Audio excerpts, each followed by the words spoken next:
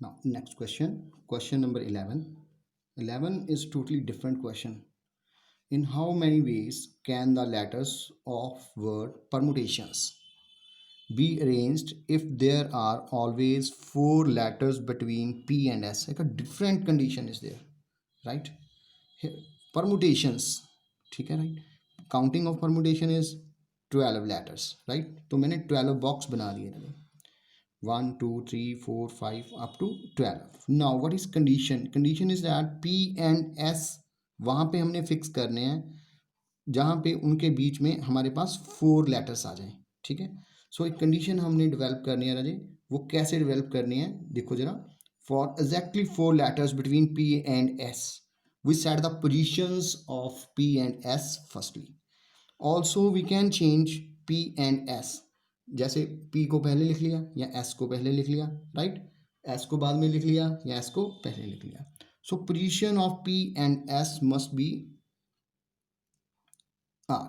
जैसे मैंने P को फर्स्ट प्लेस पे फिक्स कर दिया, ठीक है, P को जैसे मैंने फर्स्ट प्लेस पे फिक्स किया तो अब S कहाँ पे आएगा, ठीक है, इन दोनों के बीच में हमें चाहिए 4 लेटर्स, ठीक है।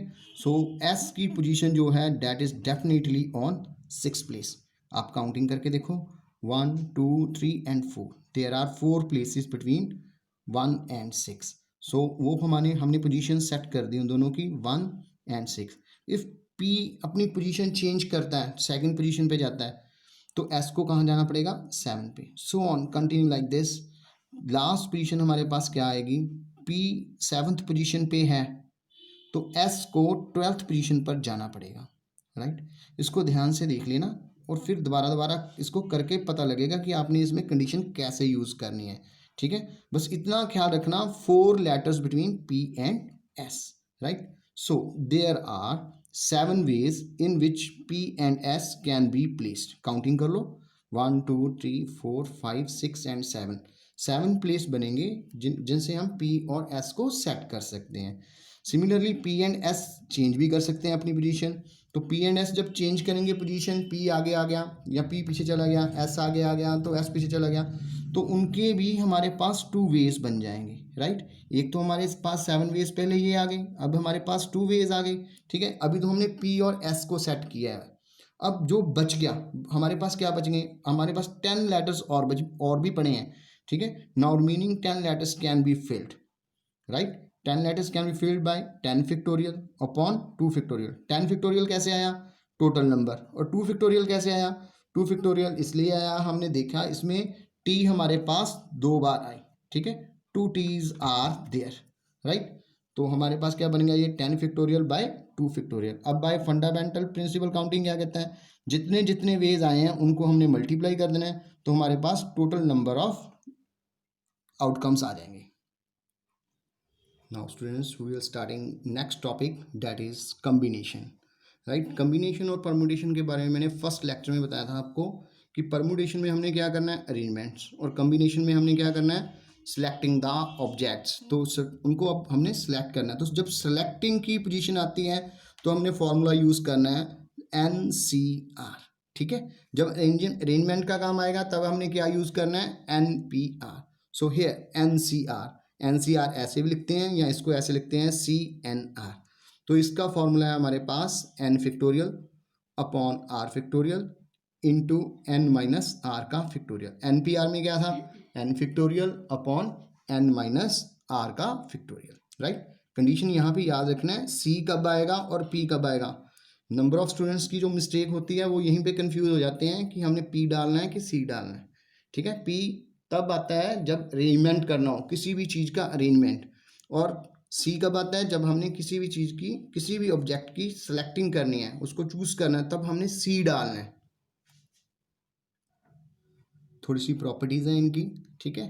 और first property that is NCX is equal to NCY हो, then either X equal to Y होता है या फिर X plus Y is equal to N होता है, right.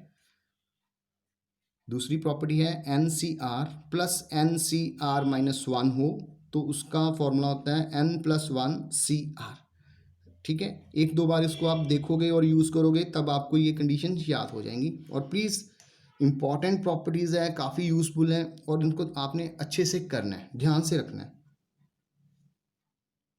So in exercise 7.4, question number 1, if NC8 is equal to NC2, then find the value of NC2. now NC8 is equal to NC2, अभी हमने property की है ऊपर NCX is equal to NCY. so above property, by using above property, NCX is equal to NCY, X equal to Y. यहाँ पे x कितना है 8, y कितना है 2, ये तो इक्वल नहीं हुए.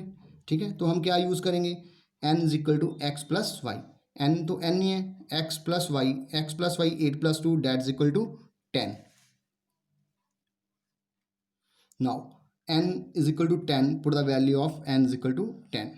10c2 ओपन करेंगे, 10c2 को कैसे, ये बन गया NCR. तो NCR का फॉर्मूला बच्चे, NCR का formula n factorial upon r factorial into n minus r factorial. दोनों वैल्यू पुट कर देंगे, दोनों वैल्यू पुट करके सॉल्व करेंगे, हमारे पास आंसर आ जाएगा. Clear. Now question number 2, find n if 2nc3 is to nc2 is equal to 12 is to 1.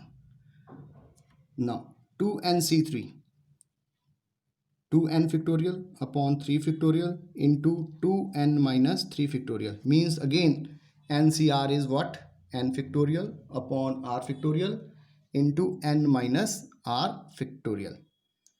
Similarly NC2, n factorial upon 2 factorial into n minus 2 factorial. ठीक है, see carefully बच्चे, again 2n factorial 2n minus 3 factorial. अब इनको solve कैसे करना है, ये पड़ा है हमारे पास 2n फैक्टोरियल, ये पड़ा है 2n minus 3 factorial. Right, 2n factorial को हम स्टार्ट करेंगे क्या, 2n minus 1, 2n minus 2, 2n minus 3 का फैक्टोरियल. अब हमने यहाँ पे स्टॉप कर देना है, क्यों, क्योंकि हमारे पास नीचे पड़ा है 2n माइनस 3 का factorial, so that they are cancel out. Now 3 factorial को हमने लिख लिया 3 मल्टीप्लाई 2 का फैक्टोरियल. राइट, अब हमारे पास क्या है, n factorial and n minus 2 factorial. अब n फैक्टोरियल को कैसे सॉल्व करेंगे, n into n minus 1 into n minus 2 का फैक्टोरियल, और n माइनस 2 का फैक्टोरियल n माइनस 2 के साथ कैंसिल आउट हो जाएगा. अब इसके बाद जस्ट सिंपल कैलकुलेशंस हैं, सो कैलकुलेशन करोगे आप और n इक्वल टू 5 आपका आंसर आ जाएगा. Clear students.